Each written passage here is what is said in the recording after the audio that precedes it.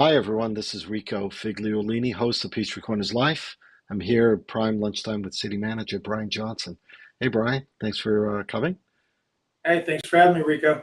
Yep. We're starting this a little later than normal as far as recording this live because of an incident that just happened a little while ago, in the last 45 minutes, actually, that you shared with me. And that listeners will know about this actually probably sooner than this podcast goes out.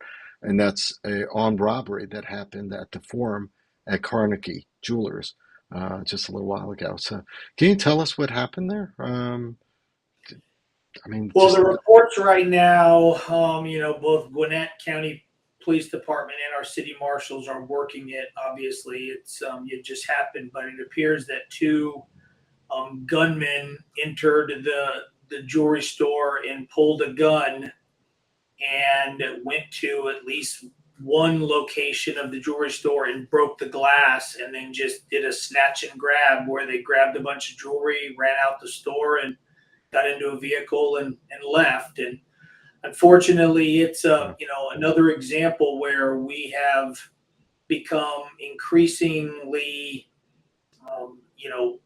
popular a location for criminal element to be coming out of parts outside of Peachtree Corners into Peachtree Corners and yeah, going after areas that have, call it wealth or resources for somebody to steal, whether it's property crime in some of the neighborhoods, at night going in and breaking into cars parked in the hmm driveway, or the town center forum having these kind of crimes. It's unfortunate. It's getting, rather brazen. I mean, that's in the yeah, middle of the day on yeah, a Wednesday that they go in with a gun, but unfortunately, it's happening, and so we're working it.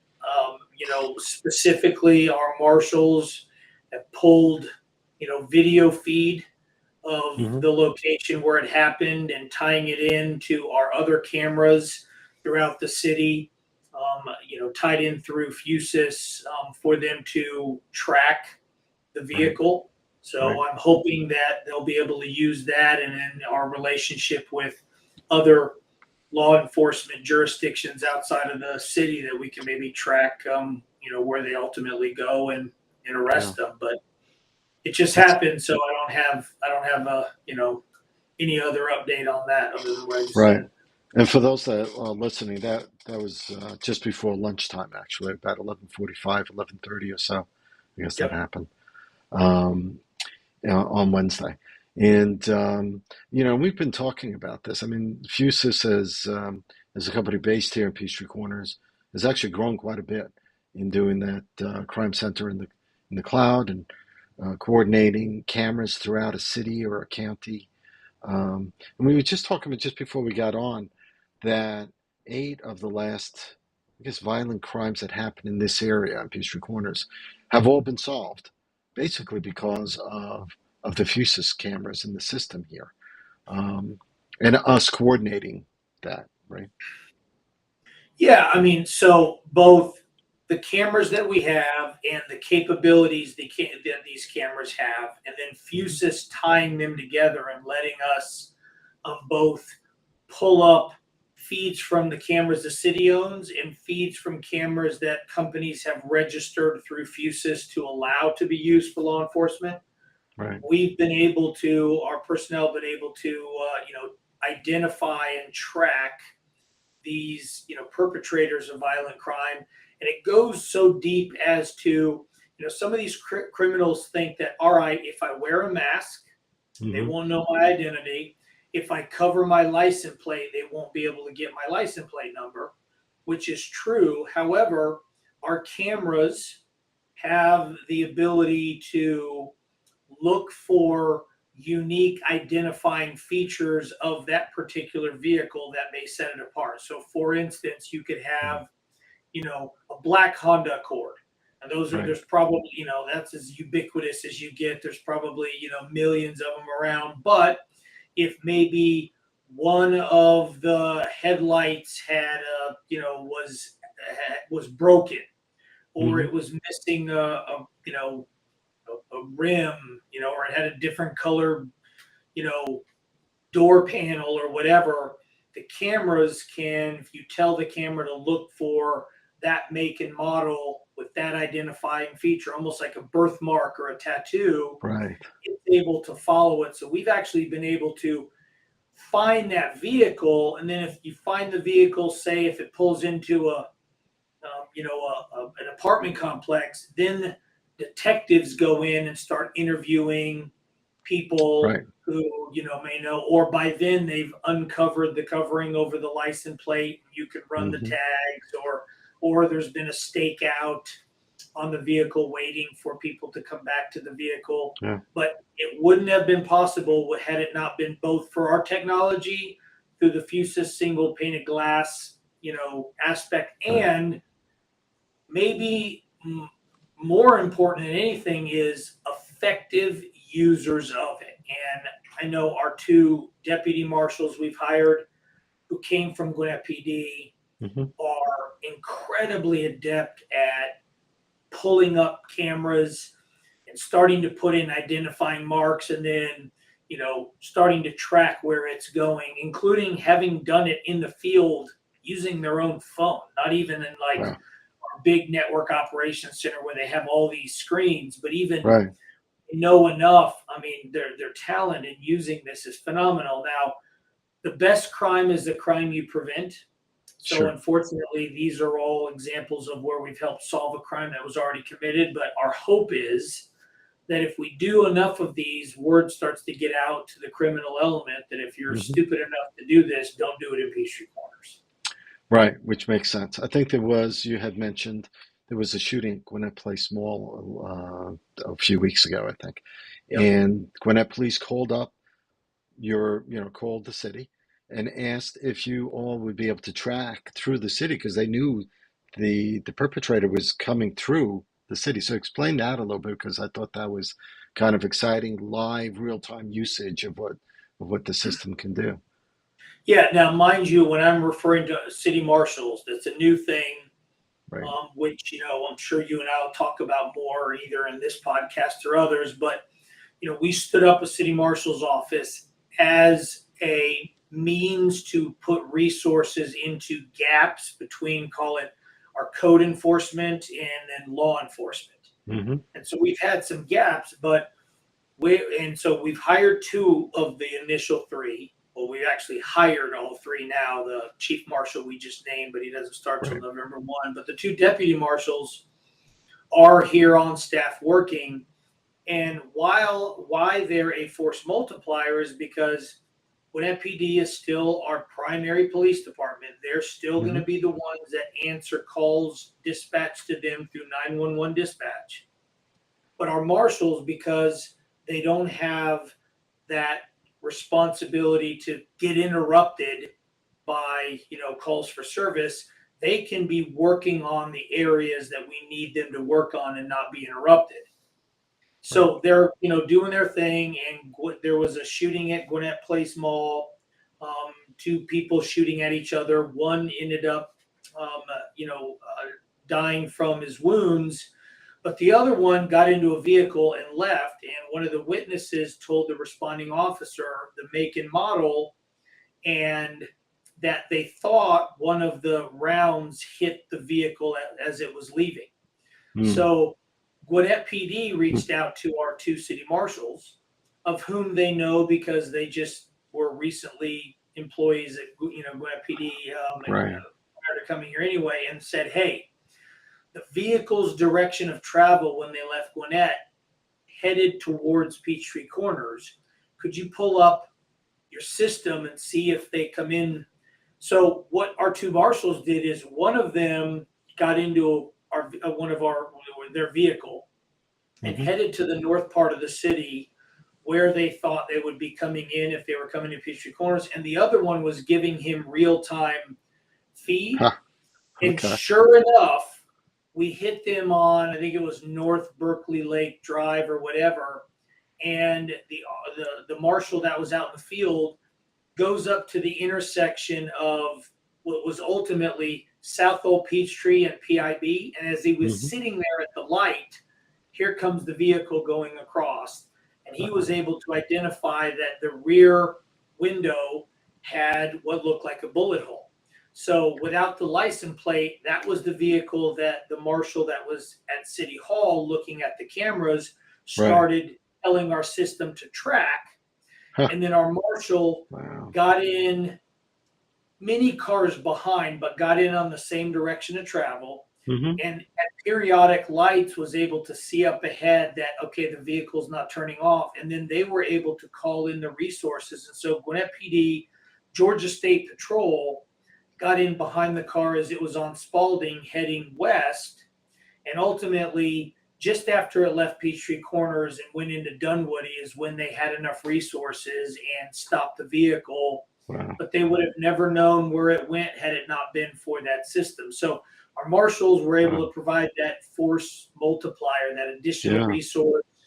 Gwinnett was out doing its thing, called in additional resources. And so even though they weren't directly involved in the actual stopping of the vehicle, they were able to, to identify it. And that was the gunman that ended up, killing another individual. So even though that crime didn't even happen in Peachtree Corners, our resources are bringing to bear, and if nothing else, taking some of these people off the street. It's just amazing, the technology and the way it's working now in real life.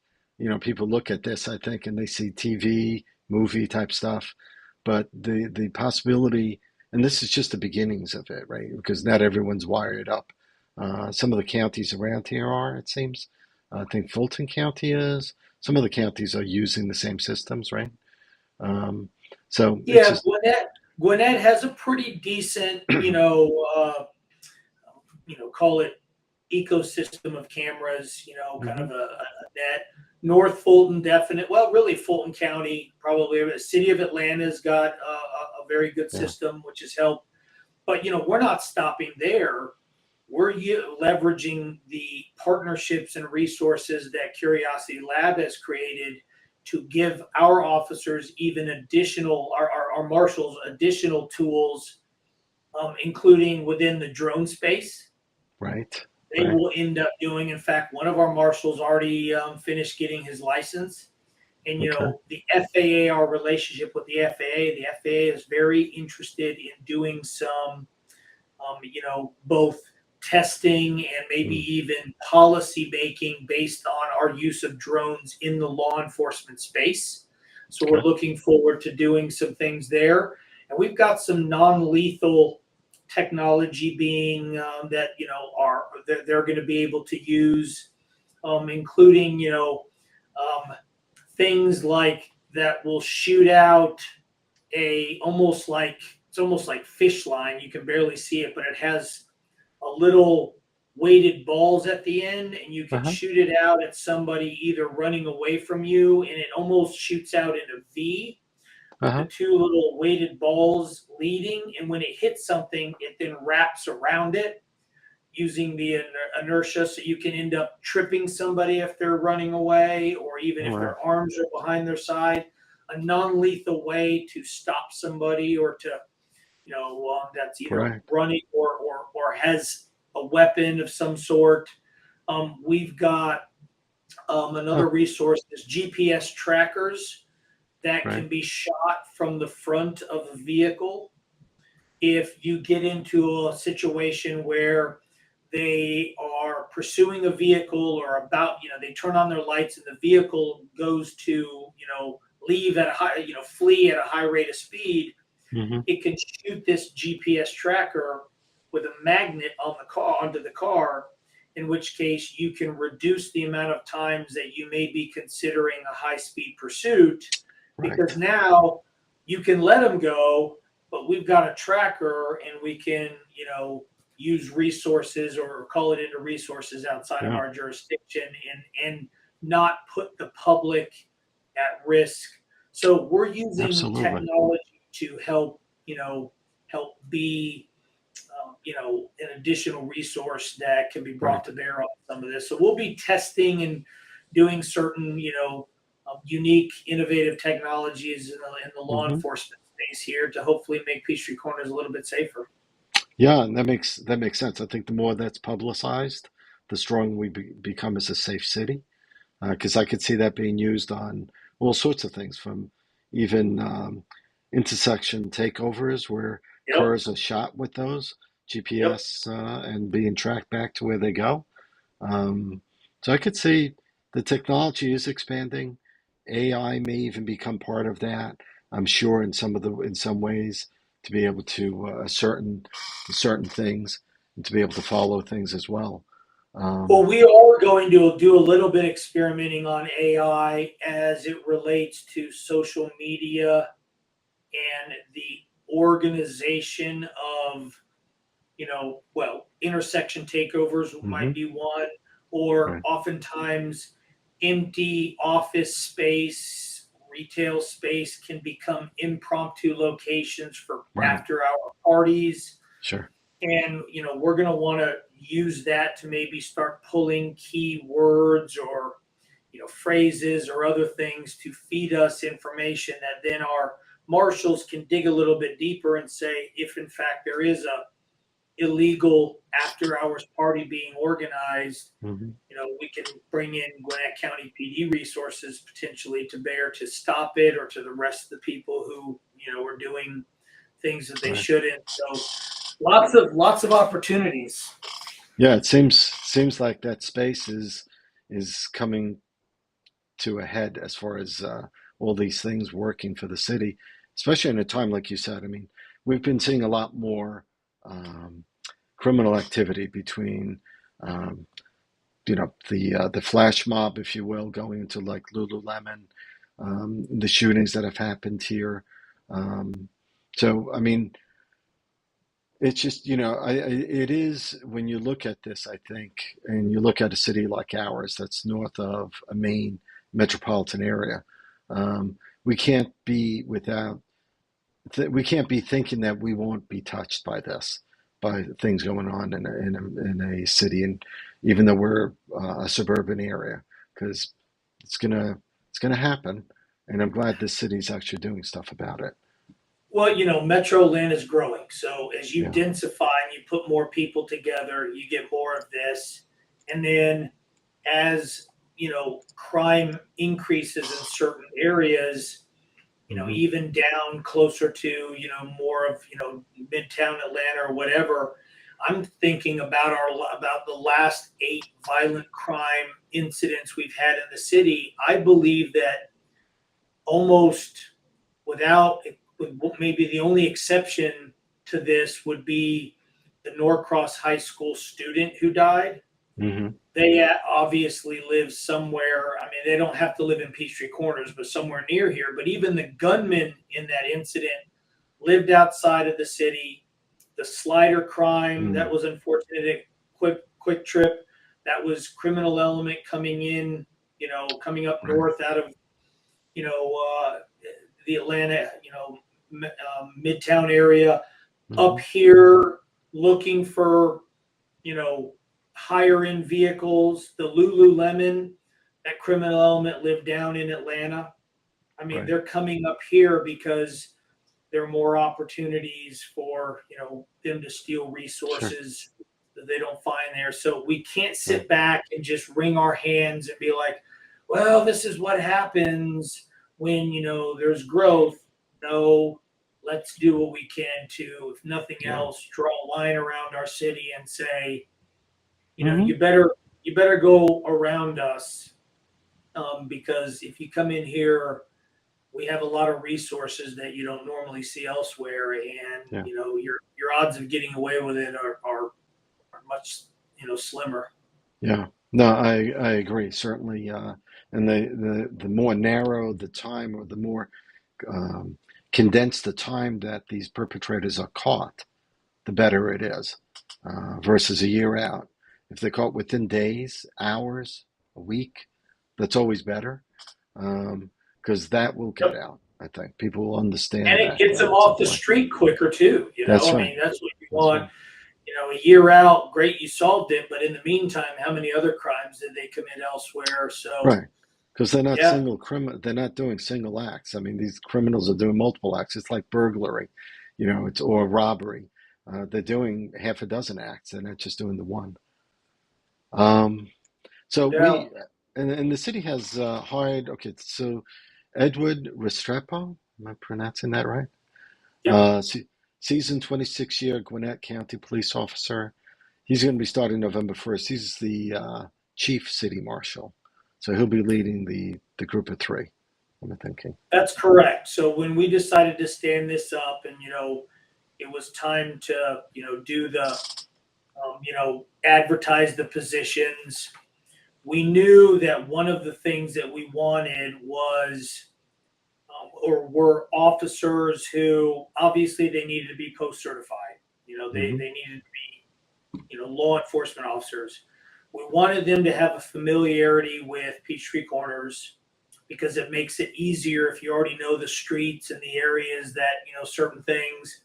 And then Sure. we wanted officers who had um, maybe were more adept at the use of technology and innovative Mm. law enforcement things. And so the first two that we hired, the two deputies, well, all three of them, but the two deputy marshals are not only former Gwinnett County PD. One was there about 10 years, one about 17 years. So they've Mm. been there a long time, but they had worked out of West Precinct for many years. So they know Peachtree Mm. Corners. They like the community. One of them had been the crime analyst, so he was used to using the cameras and everything Okay. anyway. Okay. And so both are phenomenal when it comes to their investigatory skills. And then the chief marshal that we just announced, Edward Restrepo, is retiring from Gwinnett PD. Hmm. I think you said 27, 28, 29 years, whatever it was. Yeah, He is 26. the most recent West Precinct commander.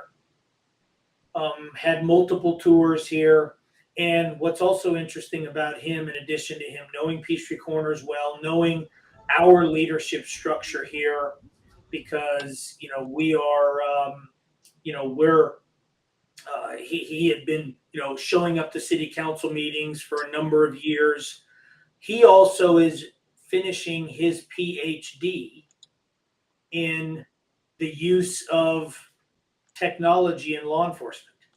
Oh wow. That's what PhD is in. So we're certainly being led by somebody who understands how to use, how to leverage technological resources to fight and hopefully prevent crime. So that is that's where we're at with the marshals. We're excited about Wow. Major Restrepo's start date, which is November 1, and November 14th at City Council meeting. We'll have a big swearing in ceremony for the three marshals, which they're post Hmm. certified, so it's somewhat symbolic. But certainly, you'll as well as other media will get an invite to that particular city council meeting Sure. where all the remaining policies will have been adopted on that'll guide their actions, and Right. they'll be Right. available for interviews and other things at the conclusion of that Yeah. city council meeting. And at that point, it's time to get to work, Yeah. and they'll do that. They'll do that very thing. So for those people that may not understand post-certified, that means that they've gone through the same regiment, the same education, the same training as Gwinnett County Police, as any police officer would go through In the state of Georgia, in the POST state of stands for Georgia. Police Officer Standards and Training, Right. and that's the program in which it's really police academy. Right. And then Right. for you to maintain your certification, you have to do X amount of hours every year to keep your post certification, which is again what every law enforcement officer in Georgia has to go through, regardless Hmm. of who their employer is. Okay. So, and we'll have more on that as we get closer to that date as well. One of our writers is doing a deep dive story on it with you, and it's in Restrepo, and we'll have a little bit more on that as the weeks go by. Yep. Um, I did want to get a little bit further into. what we're doing at Town Center, because there's quite a few things going on there between the dog park, the fencing for the fitness trail, um, and such, and the new playground. So, can you give us a brief description of what the top three things are going on there? Because there's quite a few things apparently. There is, and it's one of those things where Town Center has been the success the city wanted it to be when it wanted to partner with a private developer to create a gathering place for the community to come together and have things to do, amenities to use. And Right. it's been open for a few years, and we've identified, anyway, to your point. So, Town Center, we have a number of, um, as it's been open, Right. we have recognized that we need to make some improvements Mm-hmm. and to make it better. So we're trying to time it to where in a very compressed period of time, off season, meaning at the end of when the concerts are going to happen, we're Right. going to end up starting, or in some cases will be finishing a few things. One, I will start with something else, and that is the final parking deck improvements. After the Okay. parking deck was constructed, and you have all this new weight. There's the settling, Yeah. that you have, and as it settled in, there's some areas that we were like, oh, we need to kind of do some things here. We need to repair a few cracks there. Some of that kind of stuff. Well, unfortunately, for us to do a little bit of that, we had the EV chargers were closed to use for, what has it been, about 6 months? Yeah, it's been about, yeah. But So they were they are open shifted? again. Were they Yep. shifted So they over are. to a different side, or were they in the same place? No, no, no. It was just closed. You couldn't use it because they are at the edge of the Mm-hmm. parking deck and the retaining wall, and that's where we had to have equipment. It's also where you enter the underground detention vault, stormwater Ah, detention vault as well. So there are okay. three things that were right there. That was the area that had settled the most, so it needed Yeah. the most attention. The Okay. retaining wall was getting pinned additionally, like it's getting pinned and stabilized, or further Right. stabilized. And then the entrance to under the parking deck is a big, it's basically an underground pond.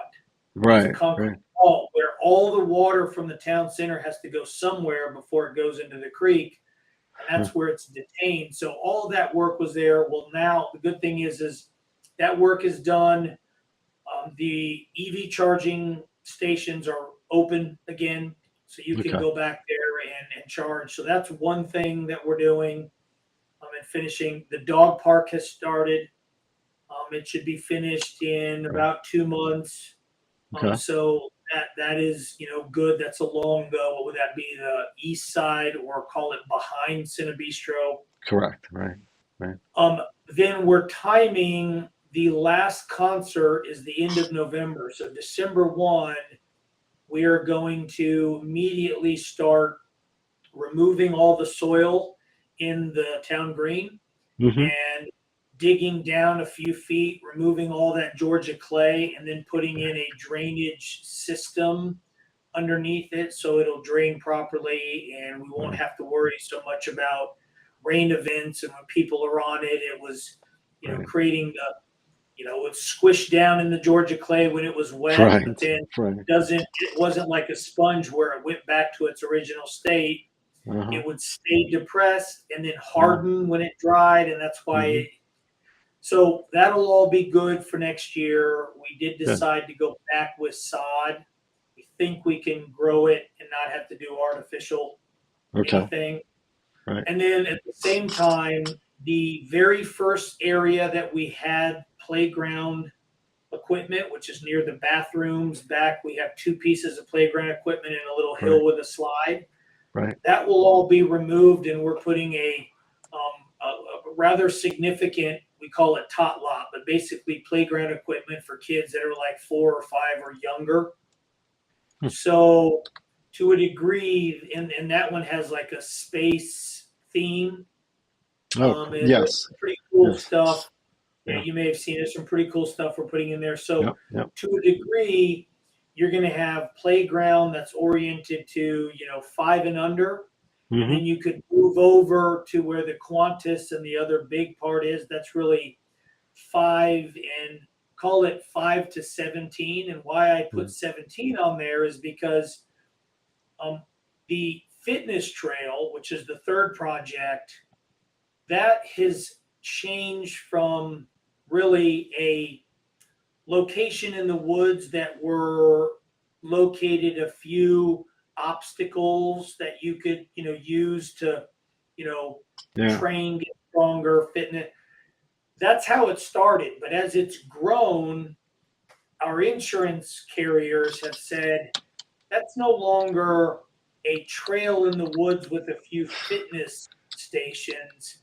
You've created essentially an obstacle course.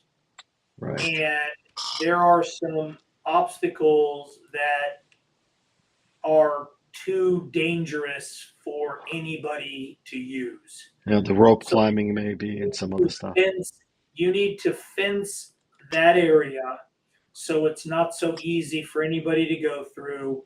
You need to funnel everybody past a, one location where you can put signage, and that area is going to ultimately be 18 and older for those who are. And so when we realized that we had to put a fence around it, given that it is a different feel because it's in the woods, everything in there is built out of wood organically. It's not built out of or bought out of a playground book. We didn't want to do your typical fence. We certainly didn't want chain link. We thought a metal fence wouldn't look right. So we talked to some fencing companies, and we made the decision to stay with the rustic feel. So the fencing around that area will actually be more of like your colonial fort fence, which is the vertical, the trees put in.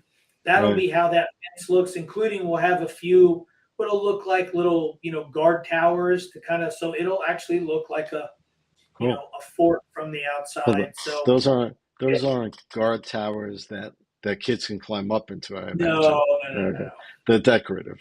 Right. And they're not all that tall. Right. I mean, but they're more exactly, one of them is going to be underneath it is going to be storage, so it's, for some of the equipment. But from the outside, it'll look like it has, a little feature. And so, but that's what our insurance company needed us to do. And it makes sense.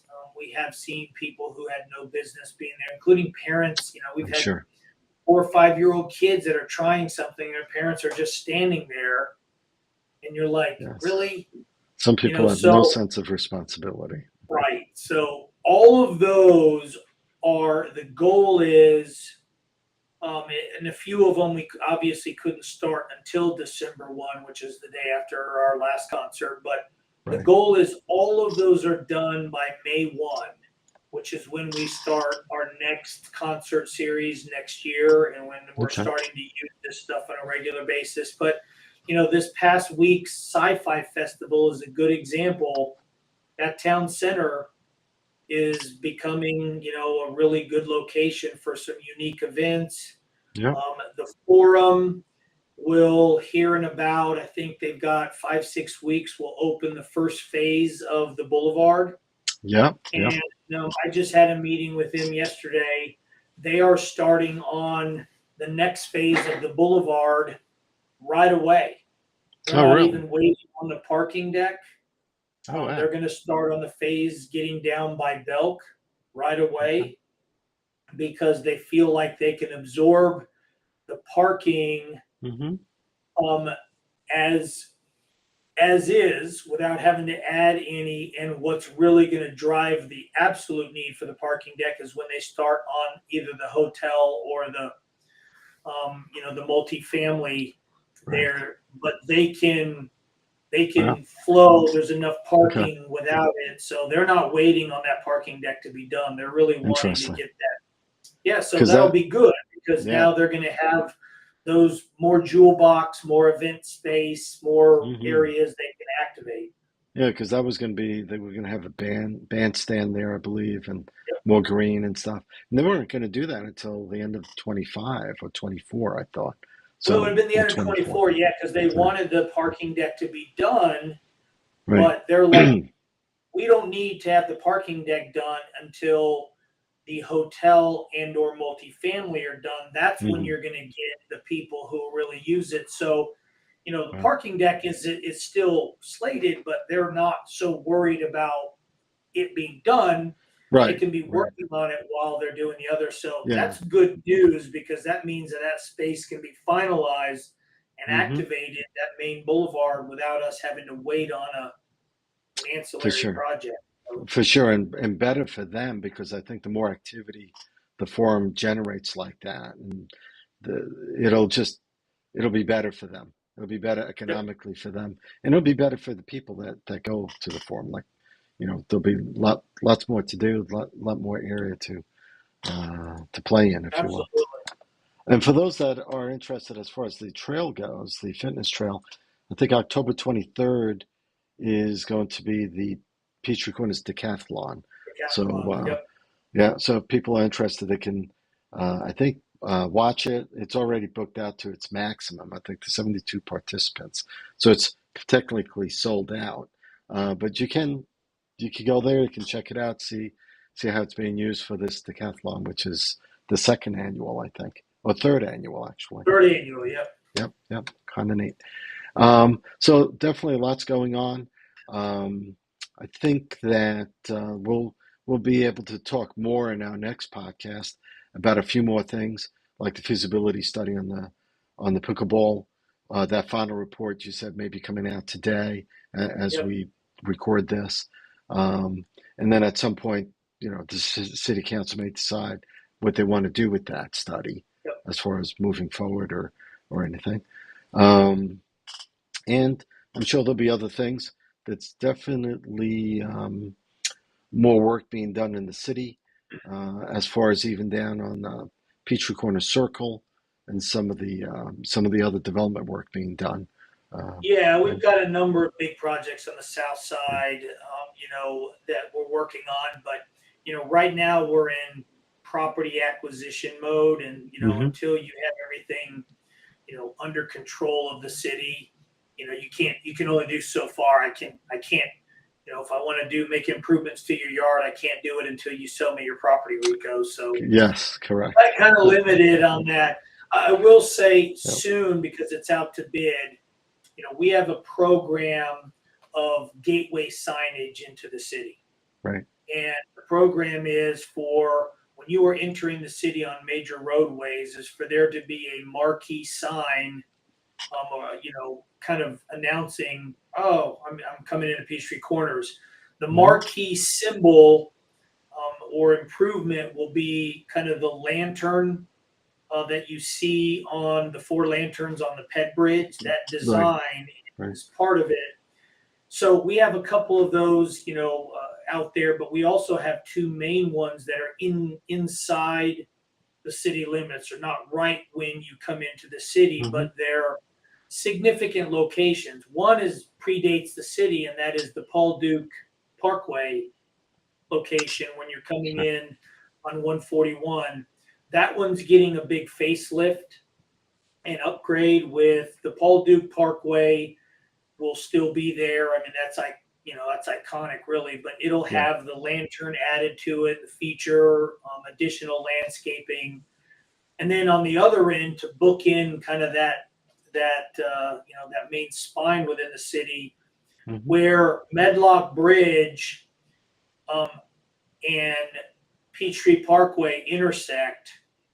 There is an on ramp heading north towards Johns Creek that, when you combine that with Medlock Bridge Road itself and Peachtree Parkway, has a big triangle right there. Hmm. That entire triangle is going to get redone, and we'll have a marquee sign that will be oriented to the north. So you're seeing when you come in from the north, Okay. but we're also taking over ownership of the maintenance of that entire triangle. So it'll be redone in a way that it will no longer be used by Georgia DOT or others to store construction material or Right. whatever.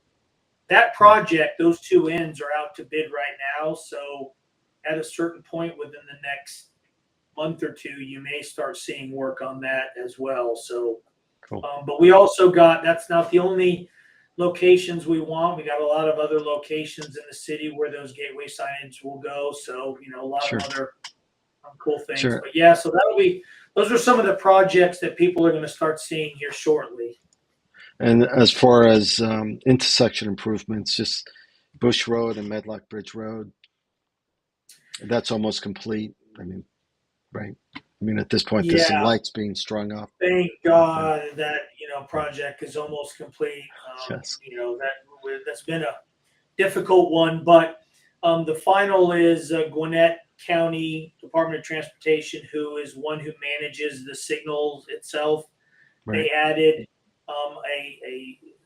an upgraded system, and so you'll notice on there that the span wires that are holding the signals behind the ones that are working are ones that are covered with trash bags. Right. The new ones will go online soon. They'll remove the old ones, and when the new ones go in, there'll be some signs hanging from the wires next to the traffic signal. So when you're sitting at the light, it'll tell you the lane you're in, what it'll do once you cross that intersection, so that you'll have a little bit better of an idea if you're on Medlock wanting to head north into Johns Creek, which lane am I in the right lane? Right. Same Right. coming off of Bush Road. That one will also that'll help. And then the sidewalk was just poured, the final sidewalk, the landscaping of that, and the final sodding is slated for, I believe, next week. So that'll all be done. And then we'll paint the pedestrian cross, walks on the intersection, and that'll be done. So, yeah, it's almost there, and there's still more to come. it's So only been a couple of years. there's so much more to come, and never ending for the city. It's like owning a house. Any homeowner understands that there's always maintenance, always things to be fixed, always things to be done. It's no different in the city of Peachtree Corners. No, it isn't. I do appreciate, Brian, your time with me, especially after coming from where you did today. It's always good to have responsible people in place to be able to, to do the right things and stuff. So I'm sure we'll get more information as the day or two go by with regard to that robbery.